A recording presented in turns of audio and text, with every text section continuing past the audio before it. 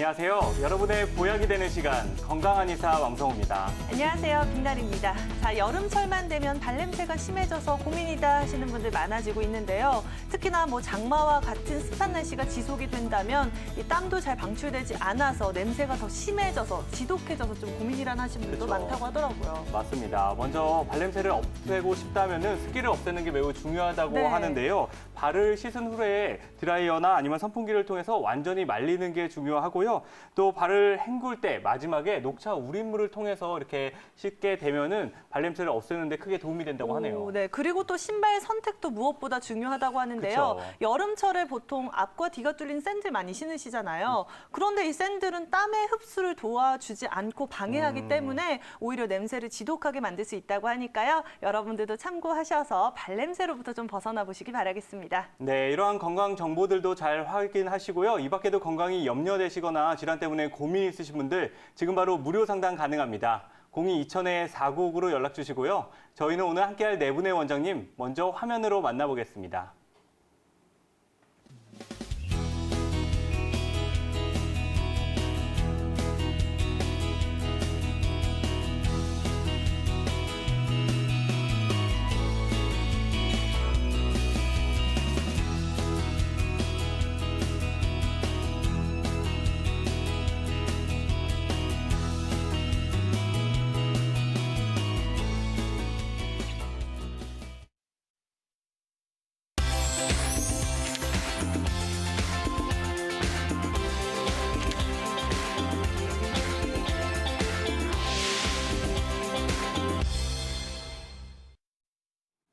오늘도 한약에 대한 올바른 정보 전달해 주실 원장님들 자리에 나오셨는데요. 인사 나눠보도록 하겠습니다. 안녕하세요. 안녕하세요. 지금부터 원장님들과 함께 각종 질환에 대한 궁금증 해결해 볼 테니까요. 건강 때문에 고민 있으신 분들 지금 바로 무료 상담 가능합니다. 02-2000-4959로 연락 주시고요. 저희는 첫 번째 시청자분 만나보도록 하겠습니다. 시청자님 안녕하세요. 네, 안녕하세요. 네, 시청자님 전화 연결 잘 되셨고요. 예, 예. 예, 어떤 증상 때문에 고민이 있으세요? 우울증 때문에 그런지. 네, 어떻게 지금 증상이 나타나고 계세요? 속이 부성불렁불렁하고, 예. 머리도 아프고, 네네. 온몸이 아프고, 힘이 없어요. 머리는 두통이 있으신 거예요? 네, 편두통이요. 네, 혹시 현재 복용 중인 약 있으세요? 우울증 약, 혈압약, 예. 고지혈증 약. 우울증 약하고 고지혈증 약도 복하시고 또 어느 부분이 많이 아프세요? 다리도 아프고, 머리가 많이 아프죠, 가끔. 머리가 특히 아프시고요. 알겠습니다. 네. 김영구 원장님 손이- 연결해 드릴 테니까요. 이야기 나눠보세요. 예, 예. 네, 어머님 안녕하세요. 네, 안녕하세요. 예, 지금 말씀하신 증상들 제가 잘 들었는데요. 네. 예, 이 증상들이 언제부터 있었을까요? 한 10년은 넘었죠?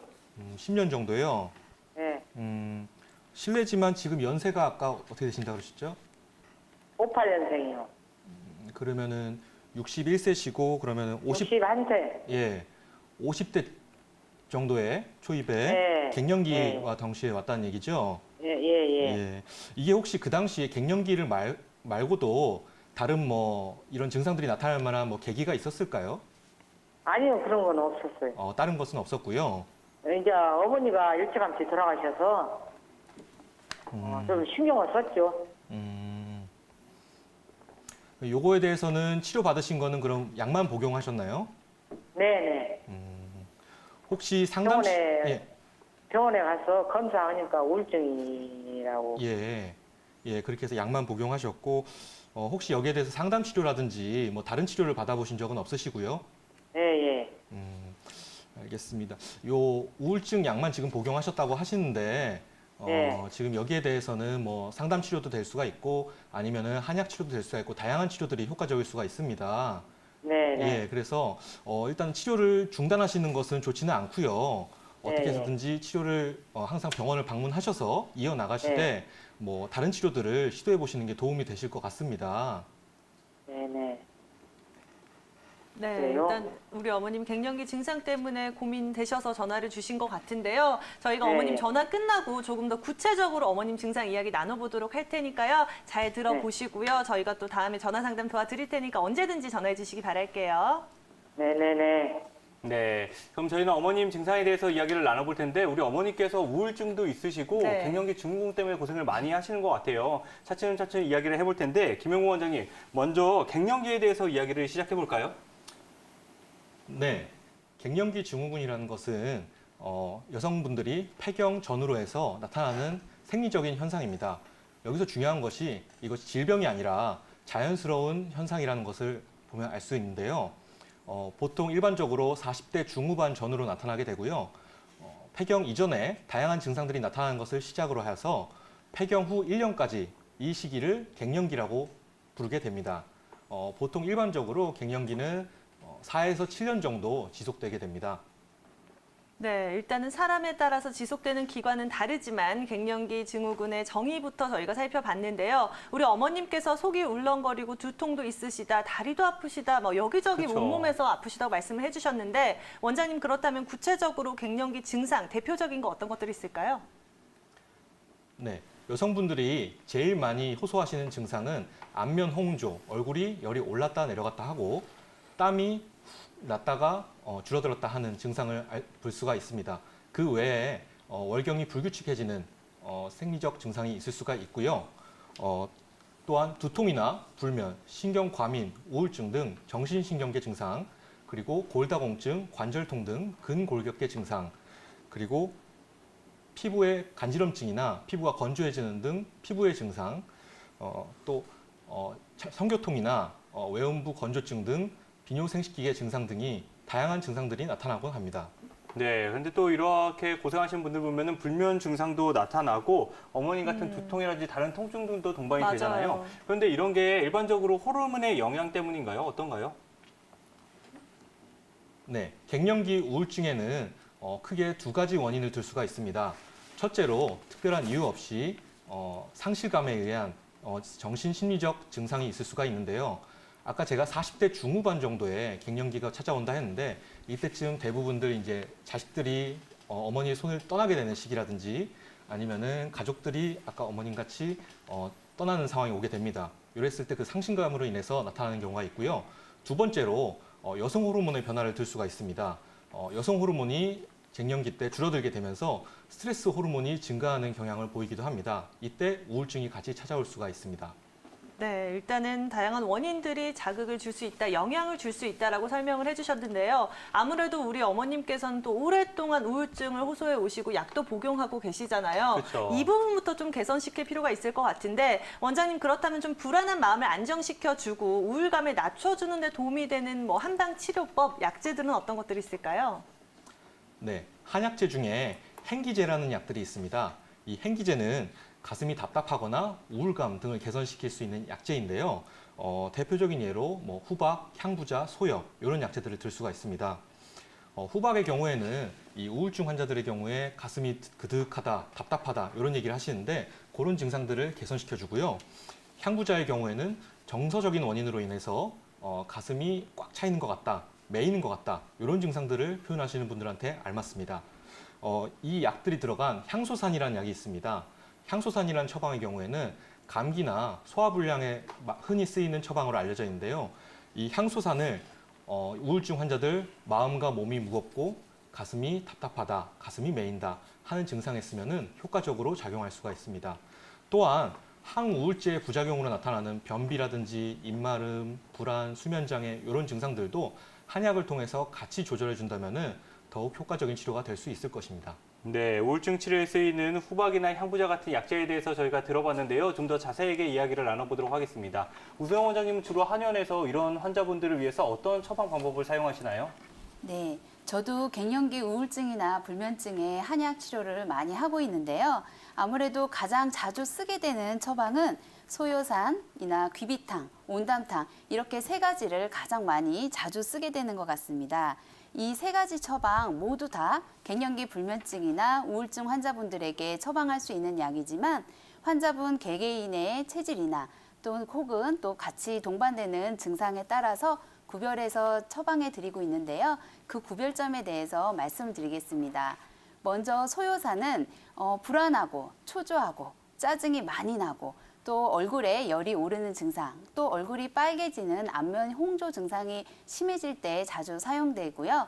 귀비탕은 비위 기능이 허약해져서 식욕이 좀 떨어지고 또 팔다리에 기운도 없고 기력도 많이 빠질 때 보약을 써야 되는 그런 증상의 환자분들에게 자주 쓰고 있습니다. 또 마지막으로 온담탕도 자주 쓰는 약재인데요. 온담탕은 가슴이 심하게 벌렁벌렁거리거나 아니면 가슴이 철렁 내려앉거나 누가 이렇게 쫓아오는 것 같이 이렇게 이유 없는 공포감을 느낄 때 많이 사용하고 있습니다. 또 많은 환자분들이 우리 시청자님처럼 우울증 약을 드시고 계신 경우가 많은데요. 한약하고 우울증 약하고 같이 먹어도 될지, 이게 안전할지, 또 효과는 얼마나 좋을지 궁금해 하시는 분들이 많으실 것 같아서요. 이 부분에 대해서 갱년기 불면증의 전문가이신 강민구 원장님께 우울증 약과 한약을 같이 함께 먹어도 될지 한번 여쭤보겠습니다. 네, 사실 오늘 이제 전화 주신 우리 어머님 같은 경우에는 벌써 이 8년, 10년 가까이 이 불면증, 우울증 그리고 갱년기 증후군으로 고생을 많이 하셨는데요. 그러면서도 이제 우울증 약을 8년이나 복용을 하셨는데도 이 마음이 좀 답답하거나 힘드신 것들이 계속해서 좀 불편하고 좀 괴롭게 하고 계신 것 같습니다. 그러다 보니까 사실은 이제 이 항우울제의 효능을 좀 더 강화하거나 아니면 대체하거나 병행하기 위해서 미국이나 중국 그리고 일본과 같은 이제 이 나라에서는 이 한약을 이 항우울제의 보완적인 요법 내지는 대체하는 요법으로서 좀 사용을 하고 있습니다. 최근 발표된 이 논문 연구 결과에 따르면 4주간 내지는 6주간의 이 치료 기간을 두고 이 항우울제와 한약을 그 각각의 환자들에게 투여를 했을 때 길게 장시간으로 놓고 봤을 때 치료 효과가 어떻게 나타나느냐 이것을 한번 비교를 해보았는데요. 그러니까 항우울제와 한약 간의 치료 효과는 거의 비슷하게 대등하게 나왔는데 사실 이 치료에 있어서 중요한 것이 의도하지 않았던 그 작용이 나오느냐, 뭐 부작용이나 아니면 불편함 같은 것들이 얼마나 되느냐 이런 것들을 비교했을 때 이제 한약이 굉장히 안전성이 높다라는 평가가 나왔습니다. 그러다 보니까 이제 우울증 초기에 항우울제를 복용하실 때 이 한약을 같이 투여를 함으로써 좀 항우울제의 효과도 높이시고 부작용이나 안전성을 높이는 효과도 있을 수가 있겠고요. 또 장기적으로는 사실 항우울제를 오래 복용하기에는 좀 부담이 되는 부분들도 있기 때문에 한약을 통해서 이 장기 복용을 하고 장기적으로 관리할 수 있는 이 토대를 마련할 수 있으니까요.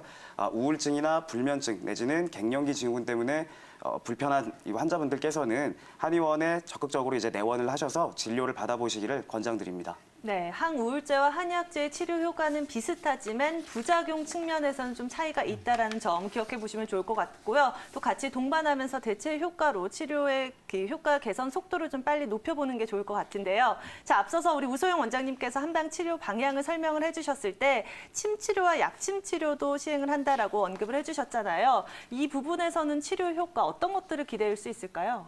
네, 갱년기 증후군 치료에 한약뿐만 아니라 침치료와 약침치료도 많이 쓰고 있는데요. 먼저 약침치료부터 말씀을 드리면요. 약침치료는 태반에서 추출한 성분인 자거 약침을 많이 쓰고 있습니다. 자거 약침은 양방에서는 태반주사라고 부르고 한방에서는 자거 약침이라고 부르는데요. 이 자거 약침을 혈자리에 주입해서 안면 홍조나 만성 피로, 갱년기 증후군의 치료에 사용하고 있고요. 여성 환자분뿐만 아니라 남성 환자분에게도 좋은 효과를 보이고 있습니다. 두 번째로 침 치료에 대한 그 효과에 대한 설명을 해드리면요. 영국의 옥스퍼드 대학이 주관하는 잠에 관한 학술지인 슬립이라는 학술지에 실린 논문이 있는데요. 폐경 후 불면증을 앓으시는 환자분들을 무작위로 두 그룹으로 나누어서 한 그룹에는 가짜 침 치료를 하고 또 한 그룹에는 진짜 침 치료를 해서 두 그룹 간의 치료 효과가 차이가 있는지를 알아보는 실험을 하였습니다. 그랬더니 당연히 진짜 침 치료를 한 그룹에서 굉장히 뛰어난 치료 효과를 보였으니까요.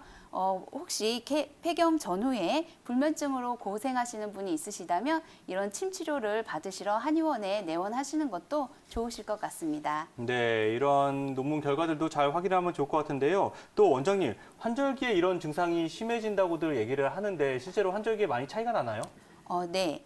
갱년기 증후군은 여성 호르몬이 부족해져서 생기는 병인데요.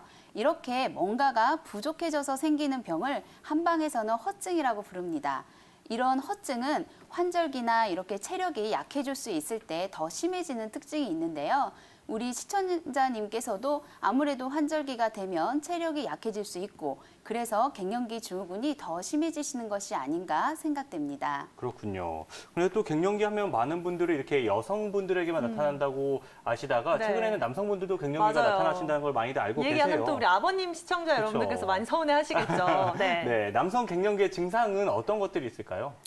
예, 증상은 여성분들처럼 얼굴이 많이 이렇게 빨개지고요. 그러니까 빨개지는 안면 홍조, 그리고 열이 얼굴이나 상체로 올라오는 상열감을 또 많이 느끼실 수 있습니다. 그리고 이제 당연히 성 기능도 좀 떨어지게 되시고 또 성욕도 감퇴되시게 되시고요. 소변과 관련된 문제도 생기시는데 소변 줄기가 약해지고 또 자주 보게 되시고 또 주무시다가 소변을 보기 위해서 깨는 그런 증상도 많아지시고요. 또 근육량이 저절로 줄어들기 때문에 근력도 떨어지시게 되고 또 지방은 거꾸로 늘어나기 때문에 체중이 증가하거나 이렇게 뱃살이 늘어나는 경우도 있습니다. 또 우리 시청자님처럼 이렇게 우울감이나 불면증을 또 앓으시는 경우가 많으시니까요. 남성분이라고 해도 이 갱년기 증후군이 올 수 있다는 것을 기억하시고 이런 관련된 증상이 나타나신다면 꼭 진찰을 받아보시기 바랍니다. 네, 남성이든 여성이든 갱년기 증후군 증상이 나타날 조짐을 보이면요. 좀 빠른 시일 안에 치료가 동반될 필요가 있을 것 같고요. 여러분들도 여러분들 건강에 관한 고민, 궁금증 있으시다면 지금 바로 02-2000-4959번으로 전화해 주시기 바라겠습니다. 네, 이 밖에도 건강 때문에 고민 있으신 분들 언제든지 무료 상담 가능하다는 점 기억하시고요. 어떤 증상 때문에도 고민이 있으시면 연락 주시기 바랍니다. 저희는 이어서 바로 다음 시청자분의 증상 만나보도록 하겠습니다. 62세 남성분이 연락을 주셨는데요. 알코올 중독과 안면 홍조 때문에 고민이 많다고 합니다. 30년간 매일 소주 2병에서 3병, 그리고 맥주 2병에서 3병을 음주를 하고 있고 현재 다른 건강은 괜찮은데 1년 전부터 코 아래쪽에 얼굴이 붉은 증상이 나타나고 있다고 합니다. 또 자고 일어나면은 이러한 붉은 증상이 더 심해진다고 하는데요. 강민 원장님, 이분의 증상에 대해서 어떻게 생각하시나요?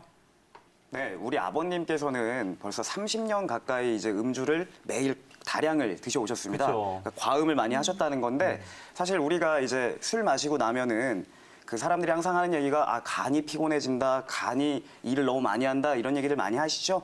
이 술 드시고 이 주독, 그러니까 술의 독을 해독하는 기관이 바로 간입니다. 그러다 보니까 이제 음주를 많이 하시는 분들은 간 기능이 좀 약해지는 거에 대해서 걱정을 하실 수가 있겠는데요.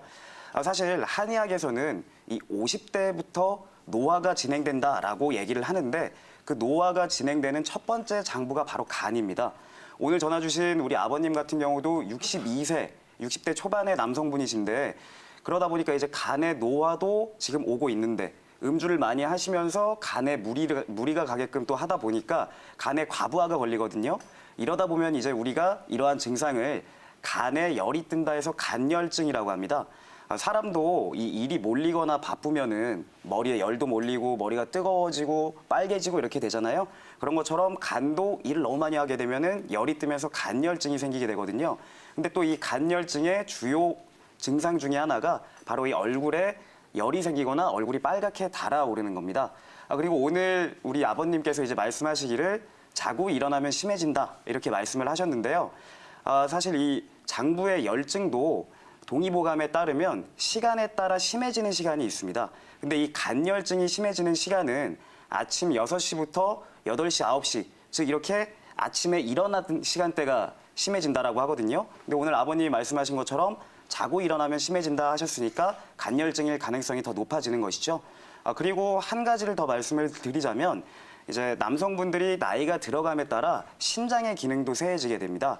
한의학에서는 간신동원이라고 해서 이 간과 신은 그 근본이 같아서 치료를 할 때도 이 같이 살펴줘야 하는데요. 이 60대 이상의 이 남성분들 같은 경우에는 신의 음과 정이 말라서 신음이 허해진다, 신허한다 이런 표현을 많이 쓰게 됩니다. 그래서 이 환자분 같은 경우는 지금 이제 간열증의 범주에도 들어가고 신어증의 범주에도 들어갈 수가 있겠는데요. 사실 좀 전에 이 우소영 원장님이 말씀하셨던 남성 갱년기 증후군의 증상과도 일견 비슷한 점이 있죠. 이 얼굴이 붉게 달아오르는 부분이라든지 그 음주를 많이 하시면서 이제 피로해진다든지 이런 부분들이 있기 때문에 이 부분에 대해서 또 이 남성 갱년기와 또 안면 질환의 이 전문가이신 우소영 원장님께도 한번 얘기를 들어보면 좋을 것 같은데요. 어떻게 생각하시는지요? 예. 저는 그 시청자님이 30년 동안 술을 드셔오셨기 때문에 당연히 간에 열이 생겨서 얼굴이 붉어지는 것으로 의심해 볼 수 있고요. 하지만 또 남성 갱년기에가 영향을 미치지 않았을까 하는 그런 생각도 해보는데요.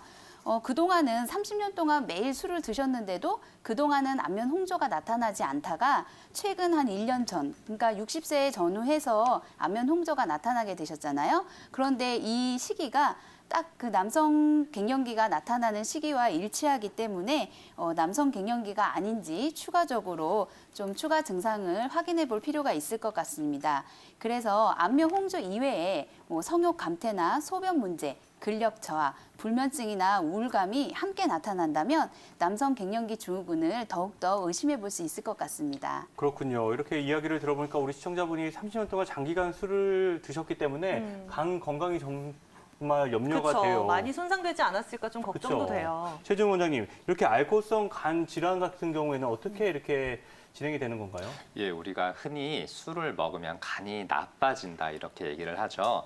우리 술을 분해하는 것이 이제 간의 역할인데요. 알코올을 간이 분해를 하게 됩니다. 근데 이 알코올을 분해하는 일은 간한테도 굉장히 쉽지 않은 일이에요. 알코올을 분해하면서 생기는 여러 가지 부산물들이 간에 손상을 주기도 하고 간이 많이 피로해지게 되고 지치게 되게 됩니다. 그래서 이 간의 손상이 점차로 진행이 되게 되는데요. 초반에는 우리 흔히 들어본 알코올성 지방간이라 해서 뭐 지방간이라 그러면 간에 기름이 껴있나 이렇게 생각을 하시는 분들이 많은데요. 단순하게 이 간에 지방이 낀 게 아니고 알코올을 분해하고 알코올의 공격을 받다 보면 간에 상처가 생깁니다. 그럼 그 상처가 아무는 과정에서 상처 주변에 기름이 끼는 겁니다. 이게 알코올성 지방간이고요. 이런 상태가 조금 더 진행이 되게 되면 우리가 흔히 듣게 되는 알코올성 간염, 간에 염증이 생긴 건데요. 이 지방간 때문에 상처가 계속 생기다가 결국 이제 간에 불이 붙었다 이렇게 이해를 하시면 될 겁니다. 이 염증성 상태에 불이 붙은 상태가 되기 때문에 이때부터는 보통 좀 술을 줄여야 되나 이렇게 생각하시는 분들이 많아요. 근데 사실 간염이 올 정도가 되면 술을 굉장히 좀 오래 드셨고 많이 드신 분들이 많기 때문에 술을 조금 줄였다가 다시 계속 드시는 분들이 많아요. 근데 그렇게 되면 결국 제일 무서운 간 경화가 오게 됩니다. 이 경화라는 건요. 우리가 쉽게 쓰는 말은 아닌데 딱딱해진다는 얘기입니다. 딱딱해지는 게 경화인데 간 경화 그러면 간이 딱딱해지는 거예요. 간이 왜 딱딱해지냐 이렇게 여쭤보시면 이 염증이 계속된다는 건 아까 불이 붙었다고 말씀을 드렸는데요. 이 불이 계속 붙다 보면 결국 숯덩어리가 되고 맙니다. 이 상처들도 많아지고 단단해지고 굳어 들어가면서 간이 결국 간 경화로 진행이 되는 건데 이때부터는 이제 내가 간이 많이 나빠졌으니까 술을 끊어야 되겠다 한다고 해서 간 경화가 돌아오지 않습니다. 회복이 쉽게 되지 않아요. 그래서 이 단계가 되기 전부터 술을 조금 조절을 하셔서 미리 예방하는 것이 제일 좋습니다. 네, 알코올성 지방간부터 간염, 간경화까지 점차 증상이 심해지기 앞서서 술을 좀 줄이면서 미리미리 예방하는 게 중요할 것 같은데요. 그쵸. 뭐 평소에 성우 씨도 술 많이 먹잖아요. 좋아하죠. 마시잖아요. 보통 술 먹고 나서 술떡 올랐다 이런 말 좀 하는 걸 제가 많이 들었었거든요. 얼굴이 좀 붉어지고 네, 열이 있는 것 맞아요. 같은. 네, 그렇다면 원장님 이렇게 술을 많이 마셔서 생기는 주독 같은 경우에는 어떤 한방에서는 어떻게 바라보고 있나요? 예, 이 한방에서는요 주독을 습열이라고 해요. 처음 들으시는 단어실 텐데 말 그대로 습하고 뜨거운 게 습열입니다. 이 습하고 뜨거운 거 하면 생각나시는 게 우리 사우나 생각해 보시면 쉬우실 거예요. 우리가 건강한 사람들도 이 습식 사우나에 오래 들어가 있으면 뜨겁고 굉장히 막 깝깝해지고 열이 오르고 사람이 시뻘개지잖아요. 그런 상태가 되는 것이 이제 습열이 독이 들어왔다 이렇게 얘기를 하게 되는데 이 습열이란 게 간에 들어가게 되면요. 간이 이렇게 시뻘개져서 염증도 심해지고 결국 아까 말씀드린 것처럼 간 경화나 그런 질환들로 진행되는 경우가 많고요. 또 이런 습열, 주독이 위장으로 가게 되면 나중에 술 많이 드신 분들 중에 막 음식 먹으면 다 토하고 식사를 전혀 못하고 술만 드시는 분들도 있고요. 또 설사한다고 하죠. 이 설사가 심해지면 결국 우리 혈변, 피똥 싸게 되거나 아니면 대장의 용종 같은 것도 생기는 경우가 있고요. 또 이게 습열이 뇌로 가게 되면 알코올성 치매라 그럽니다. 기억력도 깜빡깜빡해지게 되고 이 인격도 조금 바뀌게 되고 이 술을 점차 더 못 끊게 되는 이런 악순환에 빠지게 됩니다. 그렇다면 이런 알코올 중독과 일반적으로 술을 많이 먹는 것과는 어떻게 다른 건가요? 예, 아까 왕원 원사님 술 좋아하신다 그러셨죠? 그렇죠. 예, 최진 원장님도 좋아하시잖아요. 그렇습니다. 술을 많이 먹거나 좋아한다고 해서 다 알코올 중독일까요? 아니죠. 그렇게 보기에는 좀 그렇죠. 네. 술을 좋아하시는 분들은 굉장히 많아요. 근데 술을 단순히 좋아하는 것과 중독의 차이점은 일단 여러 가지가 있을 수 있지만요. 첫 번째로 내가 술을 과하게 계속 먹다 보면 주변의 가족들이나 친구들이 걱정을 하거나 잔소리를 하거나 이런 게 생기게 되고요.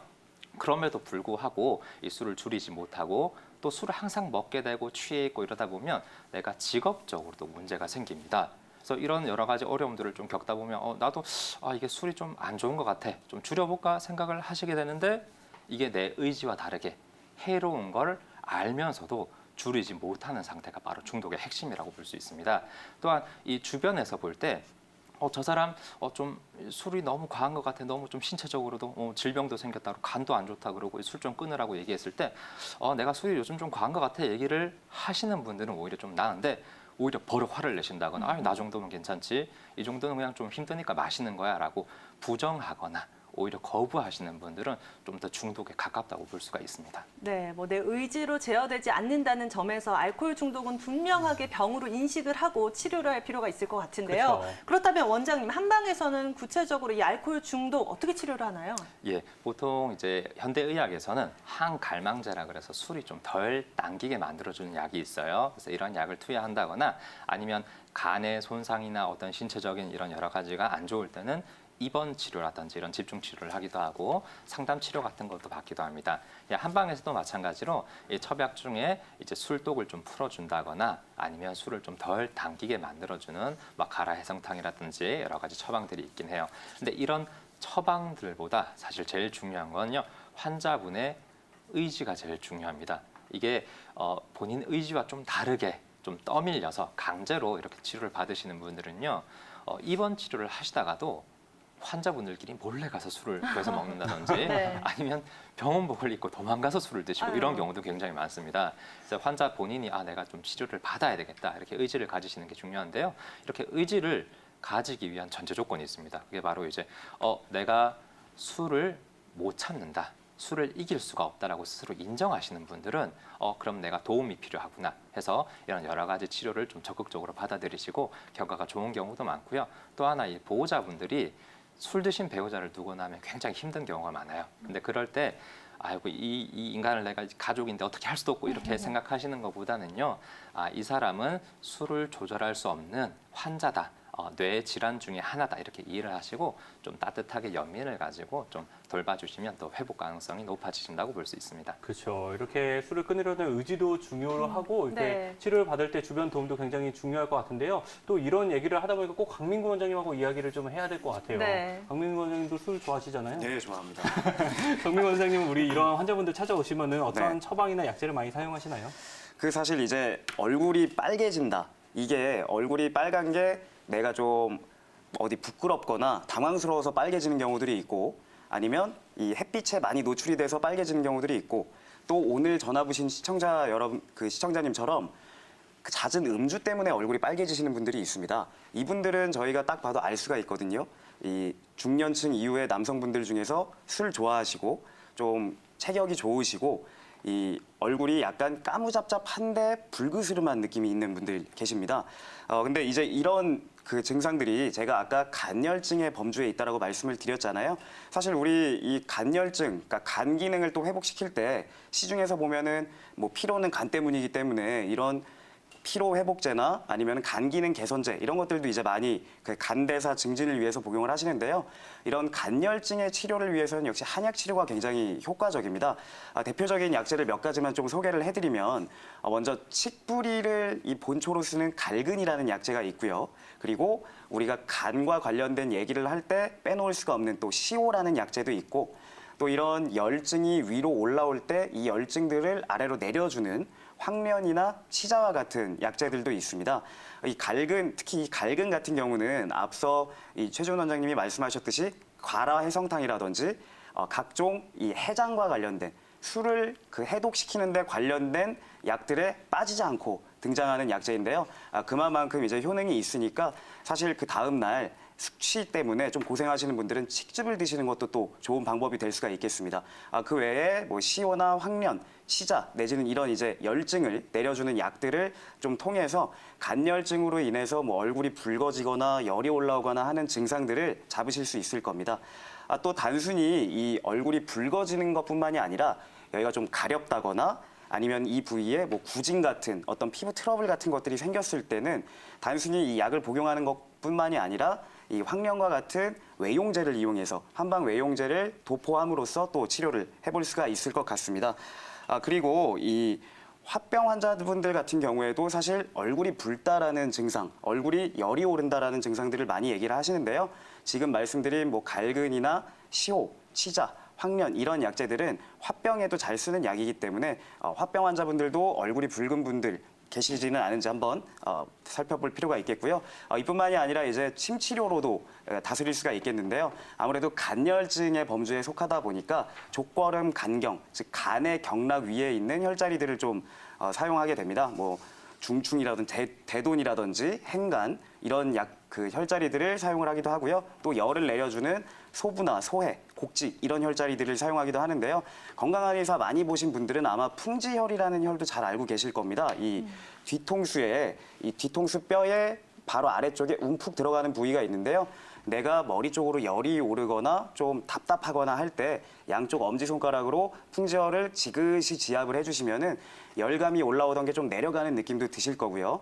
또 목이나 어깨를 스트레칭해서 이 두경부의 근육들을 이완시켜주는 것들도 좋은 방법이 될 수 있을 겁니다. 네, 간열증에 쓰이는 약재와 함께 침치료 방법 그리고 또 풍지열 혈자리 지압법까지 꼭 참고하셔서 관리해 보시면 좋을 것 같은데요. 그렇다면 원장님 이렇게 간열증을 내리기 위해서 환자분들 평소에 좀 취해야 할 생활 습관들 아니면 피해야 할 조심할 것들 어떤 것들이 있을까요?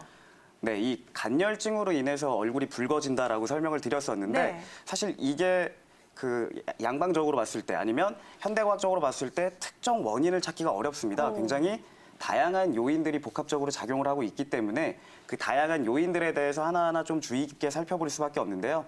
오늘 전화 주신 시청자님처럼 가장 대표적인 것은 아무래도 이 음주를 덜 하시는 게 좋겠죠. 이 알코올을 드시게 되면 이 말초혈관이 확장되게 됩니다. 그래서 술이 약하신 분들은 한 잔만 드셔도 얼굴 빨개지고 그 빨개진 게 잘 안 없어지잖아요. 근데 우리 시청자님처럼 이렇게 알코올 그 섭취를 반복해서 하시게 되다 보면은 안 마셨는데도 낮에도 항상 붉어 있는 상태가 되거든요. 그러다 보니까 당연히 이제 알코올을 좀 제한하실 필요가 있겠고요. 또 아까도 말씀드렸다시피 이제 얼굴이 붉어지는 데에는 뭐 알코올도 있겠습니다만 자외선에 노출되는 것도 좀 막아주셔야 됩니다. 그래서 뭐 자외선 차단제라든지 선글라스라든지 이런 이제 자외선에 직접적으로 노출되는 것들을 막아주시는 게 또 그 관리하는 한 가지 팁이 될 수가 있겠고요. 마지막으로 이제 식사 생활 습관 관리하실 때에도 이 자극적이거나 아니면 맵고 짜거나 기름진 음식 이런 음식들은 피부의 염증 상태를 유발할 수가 있기 때문에요. 얼굴이 붉거나 아니면 얼굴에 좀 트러블이 있거나 하신 분들께서는 담백하거나 슴슴한 음식으로 잘 챙겨 드시는 것이 좋겠습니다. 네, 그런데 이렇게 음주에 의존하시는 분들을 보면은 우울증이 있으시거나 불면증이 있으시거나 맞아요. 신경정신 질환 때문에 고생하시는 분들이 굉장히 많아요. 많아요. 이런 신경정신 질환하고 알코올하고는 어떤 관계가 있는 건가요? 그 사실 우리가 음주를 하면은 기분이 굉장히 좋아지잖아요. 그쵸. 아마 뭐 MC분들이나 원장님들께서도 기분이 좀 울적할 때 한잔 하면서 그걸 털어내시는 분들도 많을 겁니다. 그러다 보니까 사실 우리가 쉽게 빠질 수 있는 오류가 내가 우울증이나 불면증 또는 뭐 강박장애라든지 손떨림이라든지 이런 증상들 때문에 평소에 스트레스를 많이 받고 있었는데 술 한잔 하면 그게 생각이 안 나고 편해지거든요. 그러다 보니까 이게 술이 만병통치약이구나 하고 술을 한 잔, 두 잔 많이 드십니다. 근데 이제 취했을 때는 이게 아프거나 힘든 줄 모르고 잘 지나갔다가 그 다음 날 되시면 증상이 더 심해지는 경우들이 많아요. 그러면 여기서 또 착각을 하시게 됩니다. 역시 내가 술을 마셔야 되는구나. 그럼 밤까지 또 기다렸다가 술 드시면서 좋아졌다가 다음날 일어나면 안 좋아지고 이런 악순환이 반복되게 되는데요. 사실 이건 잘못 알고 계시는 것이 술을 마셔서 좋아지는 게 아니라 술을 마셔서 안 좋아지는 거를 느끼시는 겁니다. 그렇기 때문에 이 우리 뇌에는 그 블러드 브레인 베리어라고 해서 BBB라고 하는 뇌 장막이 있습니다. 사실 우리가 먹는 어떤 음식이나 약품 같은 것들은 뇌에 쉽사리 접근을 할 수가 없습니다. 근데 이 알코올은 정말 얄궂게도 뇌에 잘 침투를 합니다. 그러다 보니까 우리가 술을 마시면 취하기도 하고 필름도 끊기고 이러는 거거든요. 그러면은 이제 뇌에서 알코올을 받아들이기 시작하면 이 알코올에 쉽게 말해서 내성이 생기게 됩니다. 그러면서 이제 우리는 주량이 늘었다고 좋아하지만 사실은 술에 좀 둔해지는 거거든요. 그렇기 때문에 이런 신경정신과 질환이나 증상이 있는 환자분들께서는 술에 쉽게 의존하실 수가 있기 때문에 술을 마시고 증상이 좋아지는 것 같다라는 착각을 하시면 안 되고 술을 좀 줄이시면서 생활습관 관리나 아니면은 전문가, 치료자와의 상담이나 진료를 통해서 극복하시는 방향으로 좀 선택을 해보시는 것이 좋겠습니다. 네, 이렇게 술이 느는 게 아니라 착각이었군요. 네, 맞아요. 내 몸은 오히려 좀 혹사당하고 있다 하는데 그렇죠. 우리가 뭐 생활하면서 회식이다, 술자리다 피할 수 없는 자리들이 많잖아요. 그럼요. 정말 피할 수도 없죠. 맞아요. 술을 찾아가는 경우도 있지만 이런 환경들이 피할 수 없는 환경들이 그래서 굉장히 뭐 많아요. 피할 수 없으면 즐겨라라는 말이 있듯이 저도 피하지 않고 즐기고는 있는데 그쵸. 즐기고 나면 다음날 너무 힘들잖아요. 맞아요. 네, 속도 뭐 메스껍고 두통도 출근하기도 있고 힘들고. 숙취가 막 밀려오는데 우리 원장님들께서 이 방송 시청하고 계신 시청자 여러분들을 위해서 음주 후에 숙취 해소 방법 좀 팁이 있다면 제시해 주면 좋을 것 같거든요. 어떤 분이 좀 알려주실까요? 최준 원장님, 역시 술의 일각인 원장님께서 바로 알려주세요. 예, 우리 한방에서는요 몸에 이제 나쁜 기운이 있을 때 요거를 빼내는 방법이 3가지가 있다고 얘기를 합니다. 이게 마찬가지 술이 들어왔을 때 이 알코올을 빼내거나 아니면 알코올에 그 분해된 아세트알데히드라는 숙취를 일으키는 물질을 빼내는 방법이 3가지가 있습니다. 요게 한, 토, 하라 그래서 땀으로 빼내거나 아니면 토해서 빼내거나 아니면 아래쪽으로 소변이나 대변을 통해서 빼내는 방법이 있는데요. 이제 대표적으로 우리가 땀 낸다 그러면 그 뜨거운 국물 같은 거 매콤한 거 먹거나 네. 속이 그쵸. 풀린다 하시는 분들도 있고 또는 계속 토하시는 분들도 있죠. 이게 몸에서 자연스럽게 배출되도록 도와주는 건데요. 강 원장님은 주로 어떻게 이 중에서 해소를 하시는지? 예, 저는 가급적이면 네. 이제 합법을 사용하려고 합니다. 한법은 또 이제 직장에서 일하고 있는데 몸에 땀이 많이 나서 이제 옷이 젖으면 안 되고 또 토법은 사실 지금 하기에는 무리가 많이 있고요. 예, 그러다 보니까 이제 합법으로 좀 해결을 하려고 하는데 사실 이 합법을 사용을 하는 것이 어떻게 보면은 의학적으로도 좀 순리에 맞거든요. 내가 먹은 알코올이나 어떤 독성을 이 우리 몸의 배출계, 배뇨계를 통해서 걸러내서 배출을 시키는 거기 때문에 사실 섭리에는 맞는데 또 그렇다고 무작정 이제 합법을 유도할 수는 없겠죠. 지금 카메라를 보고 얘기 안 하시는 거 보니까 거짓말 하신 거 아닌가요? 거짓말을 제가 알기로는 토를 많이 하는 걸로 알고 있는데 네, 이러한 방법들이 이렇게 술 숙취 해소에 정말 좋다고 하니까요. 잘 참고하시고요. 이와 관련해서도 궁금한 점 있으신 분들은 언제든지 상담 가능합니다. 02-2000-4959로 연락 주시기 바랍니다. 네, 저희는 잠시 광고 보고요. 바로 돌아오도록 하겠습니다.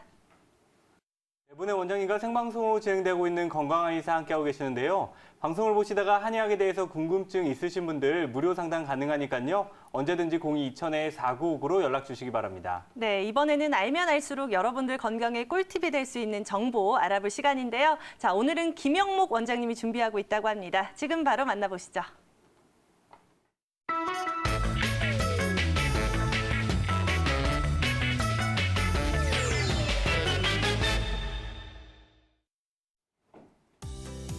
안녕하세요. 건강 한의사 김영목 원장입니다.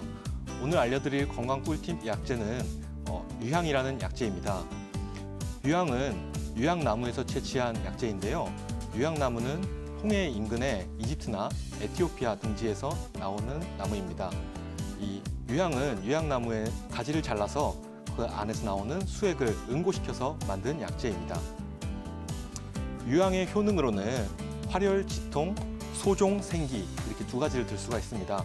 첫 번째로 활혈, 혈액순환을 개선해주고 지통, 통증을 멈춰주는 효능이 있고요. 소종, 생기, 종괴나 종기를 가라앉혀주고 생기, 새로운 살을 돋아나게 해주는 역할을 합니다. 그래서 유향을 쓸 수 있는 상황은 기혈이 응체되었을 때 흔히 혈액순환이 안 된다고 표현을 하시죠. 그런 상황에도 쓰일 수가 있고 다음으로 신복, 동통, 복통이 있는 경우 그리고 풍습, 비통, 주로 퉁이라고 하면은 강렬한 통증이나 습이라고 하면은 무겁고 뻐근한 통증 등에 쓰일 수가 있습니다. 그 외에도 이 피부에 종기가 생겼을 때 그리고 여성분들이 어혈로 인한 복통이 있는 경우에 쓰일 수가 있습니다. 유향의 성분으로는 가장 중요한 것이 알파, 베타, 보스엘릭산이라는 성분인데요. 이 성분이 유향 안에 33% 정도 함유되어 있습니다. 이 성분은 항염증 작용이 있는 것으로 알려져 있는데요. 이 항염증 작용을 통해서 관절염 등의 염증을 가라앉혀주고 이를 통해서 통증을 줄여주는 것이 아닐까 추되어지고 있습니다. 문헌을 보시게 되면은 방약합편이나 방암구규, 중방구규, 방암구결들을 보시면은 유향을 통증이 심한 경우에 가한다라고 써 있습니다. 근데 이게 재밌는 것이 통증이 두통, 관절통, 복통, 생리통 등 다양한 통증에 다 쓰일 수 있게 써 있습니다. 유향이 쓰이는 통증으로는 첫 번째 어혈성 통증이 있습니다. 어혈성 통증이라고 하는 것은 흔히 타박상이나 염자 등 어디에 부딪혀서 또는 다쳐서 생긴 통증을 말하는데요. 이 경우에 멍이 시퍼렇게 들어있으면 더 좋습니다. 유향의 효능이 활혈지통이라고 하는데요. 이 멍이 든 것, 안에서 혈관이 터진 것들을 혈액순환을 개선시켜줘서 통증을 잡아주는 역할을 할 수가 있습니다. 또한 복통에 쓰이기도 하는데요. 복통 중에서도 여성분들의 생리통이나 아니면 산후에 오로가 잘 배출되지 않아서 생기는 복통에 이 혈액순환을 개선시켜서 어혈을 줄여주고 통증을 개선시킬 수가 있습니다. 또한 엉치부터 다리까지 아픈 좌골신경통, 그리고 관절이 아픈 관절통 등에 쓰일 수가 있는데요. 이 관절통의 경우에도 꼭 모든 관절염에 다 쓰일 수 있는 것이 아니라 염증이 심해서 이 활발한 경우에, 초기의 경우에 항염증 작용을 통해서 통증을 줄여줄 수가 있고, 그 외에 관절이 부어서 아픈 건지 아니면 변형되어서 아픈 건지 또는 신경을 따라서 아픈 신경통인지 이에 따라서는 또 다른 약재들을 쓰이게 됩니다. 유황의 경우에는 아까 제가 유향나무의 그 수액을 추출해서 응고시킨 것이라 그랬는데요. 이게 상당히 끈적끈적하기 때문에 소화기가 안 좋은 분들께는 소화 장애를 일으킬 수가 있습니다. 또한 이름에 향자가 들어간 약재들은 향이 아주 강한 약재입니다. 그래서 이 비위가 약하신 분들은 속이 메스꺼린다거나 구토를 유발하는 경우가 있습니다. 그리고 이 활혈 기능, 혈액순환을 개선시키는 기능은 임산부에게는 폐하의 위험을 초래할 수가 있습니다. 그래서 임산부에게는 금기 약물이고요. 출혈병, 예를 들어서 잇몸에 피가 나신다거나 아니면은 혈변을 보신다거나 또 요즘에 많이 복용하시는 고지혈증 약, 항응고제를 복용하시는 분들의 경우에는 이 출혈이 심화될 수가 있기 때문에 조심해서 사용해야 될 것입니다. 네, 이상 건강한 의사 김영목이었습니다.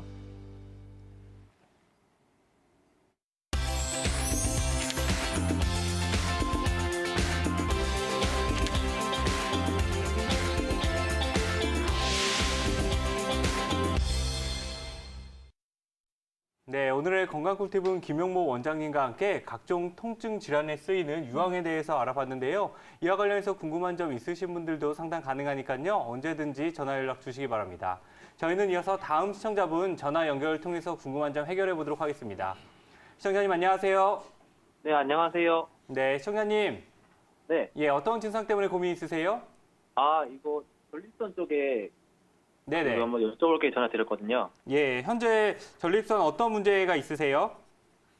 딱히 문제가 있는지는 잘 모르겠는데요. 네네. 이게 제가 궁금한 게 있어서 그런데 네네. 알겠습니다. 제가 이제 작년 초부터 해가지고 예예. 그 자전거에 취미가 붙어서 되게 열심히 탔단 말이에요. 네네.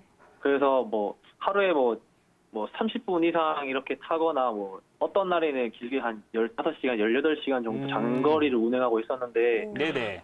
뭐 그래서 그런지 모르겠는데 이제 최근에 이제 다른 지인들을 통해서 자전거 많이 타면 이제 전립선 쪽에 문제가 생긴다 하더라고요. 네네. 그래서 이제 제가 따로 뭐 인터넷을 찾아보고 이렇게 했었는데 예예. 약간 거기 증상이 나와 있는 게 조금 저가 최근에 이제 느꼈던 거랑 비슷한 게 몇 가지 있더라고요. 해당되는 증상이 있어서 고민이 되신 것 같은데 지금 연세는 네. 어떻게 되세요? 29이요. 알겠습니다. 강민구 원장이 연결해 드릴 테니까요. 이야기 나눠보세요. 네. 네, 시청자님 안녕하세요. 네, 안녕하세요. 네, 혹시 병원에서 따로 진료를 받아보신 적이 있으신가요? 아니요, 제가 지금 회사 때문에 갈 시간이 많이 없어가지고 지금 일단은 먼저 한번 신청해서 물어보는 거거든요. 그러면 전립선과 관련해서 좀 불편함이 느껴지신다고 하는데 혹시 구체적인 증상이 어떤 게 있는지 알 수 있을까요? 일단 제가 그거 인터넷 통해서 본 증상 중에 하나가 네. 소변이 마려우면 정말 못 참을 정도로 그러거나 네. 약간 그 성기능 그쪽에도 약간 조금 약해진 것 같은 느낌이 들거든요. 네네. 그래서 네. 혹시 그럼 소변 보는 횟수는 비슷하신가요? 횟수는 크게 차이가 없는 것 같아요. 그럼 이렇게 우리가 절박뇨라 그러죠. 갑자기 소변을 보고 싶어지는 이런 증상을 절박뇨라고 하는데 혹시 네. 이 야간에도 네. 그 소변을 보고 싶어서 중간에 깨시거나 이런 경우들이 좀 있나요? 아니요, 그런 건 없어요. 그런 건 없으시고 그럼 지금 말씀하신 게 그 증상이 생기고 나서 변화한 게 이제 소변을 좀 참기가 힘들다. 이 첫 네. 번째랑 성기능 쪽이 조금 떨어지는 것 같은 느낌이 든다. 이렇게 두 가지를 좀 말씀을 해주셨어요. 네. 네. 그래서 이거에 대해서 좀 간단하게 좀 설명을 드리도록 하겠습니다. 네. 우리가 이제 보통 이런 소변 문제, 남성분들의 소변 문제 같은 경우에는 우리가 중년 환자분들, 특히 40, 50대, 50, 60대 이후의 중년 환자분들에게서 이제 많이 찾아볼 수가 있는데 네. 그것은 이제 아무래도 이 전립선 문제, 전립선의 조직과 전립선의 비대가 보통 그 나이 때부터 시작되기 때문이에요. 근데 지금 오늘 전화 주신 시청자분께서는 굉장히 나이가 젊으신 상태인데도 이런 전립선이나 소변 문제가 나타나신다는 거는 아까 말씀하셨듯이 이렇게 이 물리적인, 기계적인 자극, 그러니까 자전거를 장시간 타는 것도 어떻게 보면은 배뇨기관이나 전립선 부위에 기계적인 자극을 주는 것이거든요. 네, 그럼으로써 이제 이 전립선이나 아니면 배뇨기관을 구성하는 조직들에게 자극을 가하게 되면서 어떤 절박뇨라든지 아니면 성기능과 관련된 문제들이 좀 같이 발생을 할 수가 있습니다. 이럴 때에는 이제 그 진료를 먼저 일단 받아보셔서 어떤 것들을 확인하셔야 되냐면 내가 구조적으로나 기질적으로, 그러니까 이 신체의 구조가 실제적으로 어디가 좀 손상이 되었거나 이상이 있지는 않는지 이거를 한번 확인해 보실 필요가 있을 것 같고요. 그렇게 확인을 하셔서 이제 그런 기질적인 이상이 없는 걸로 판별이 되셨을 때는 이 생활습관 관리와 함께 치료를 받아보시면서 좀 관리를 하는 게 좋으실 텐데요. 이 한의학 쪽에서도 특히 이제 젊은 분들이 이런 소변 문제로 오실 때에는 우리가 아까도 얘기했지만 연세가 들어가시면서 나타나는 증상을 신어증이라고 하는데 이거 말고 열증으로 이런 소변 문제나 아니면 배뇨 문제가 나타나시는 경우들이 있습니다. 이런 경우에는 이 나이가 젊은 환자분들 같은 경우에는 그렇게 치료 기간을 길게 잡지 않아도 생활습관 관리를 잘 하면서 한약 치료나 기타 뜸 치료 같은 것들을 같이 병행하시면 좋은 효과를 보실 수가 있거든요. 그렇기 때문에 일단은 이 구조적인 질환이 없는지 한번 확인도 해 보시고 또 나의 이 기능적인 부분도 같이 회복이 될 수 있게끔 치료를 뭐 한방에서든 양방에서든 일단 좀 접근을 해보시는 게 좋을 것 같은 게 이 절박뇨가 굉장히 불편하기 때문에요. 이 부분에 대해서도 한번 좀 신경 써서 진료를 받아보시면 좋을 것 같습니다. 네, 시청자님 꼭 한번 진단 받아보시고요. 또 궁금한 점 생기시면은 저희가 상담 도와드릴 테니까요. 언제든지 연락 주시기 바랍니다. 이 밖에도 건강 때문에 고민 있으신 분들 언제든지 상담 접수 가능하니까요. 02-2000-4959로 전화 주시기 바랍니다. 네, 이렇게 오늘도 다양한 시청자님들의 증상 함께 나눠봤는데요. 저희가 준비한 오늘 순서는 여기까지입니다. 편안한 주말 맞이하시고요. 함께해 주셔서 고맙습니다.